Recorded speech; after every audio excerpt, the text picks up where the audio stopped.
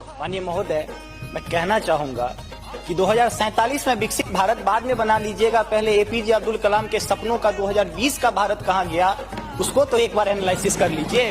और मैं मानता हूं कि उसके एनालिसिस के पश्चात जो आपके पास जो रिजल्ट आएगा, जो परिणाम आएगा, वो 2047 के विकसित भारत की परिकल्पना को पूर्ण करने में कहीं ना कहीं बेहतर साबित होगा। मैं उस क्षेत्र से आता हूं जो बिहार को दो भाग में बांटती है, एक नॉर्थ बिहार, एक साउथ बिहार।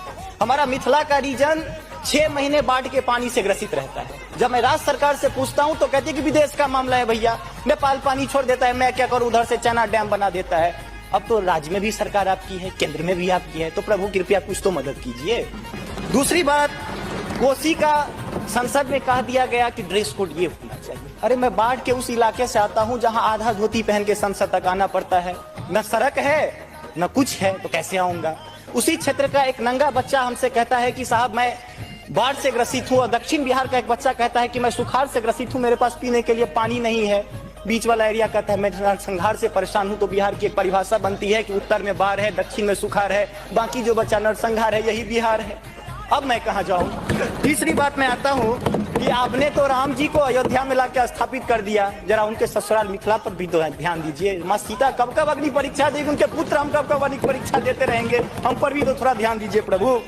बाढ़ का पानी जब हमारे बिहार से निकलता है तो लगे लगे बंगाल चला जाता है, और जो भी हमारे पास रोजी रोटी रहती है खत्म हो जाती है। तो मेरी पत्नी भी कहती है कि लागल लागल सजन धक्का सलम कलकत्ता चल, अब कितना आगे जब आगे आते हैं। और पर्यटन की पर्याप्त संभावना है। एक बार आप कृपा करके देखिए, पर्यटन मंत्री बैठे हुए हैं, अब ताजमहल मुमताज महल की याद में बना, आपने उसको 7वां अजूबा में शामिल कर दिया। अरे हमारे यहाँ गया में दशरथ माँ जी छेनी लेके पूरा पहाड़ तोड़ दिए, इससे बड़ी और क्या बात हो सकती है। उसको पर्यटन के लिए रखिए।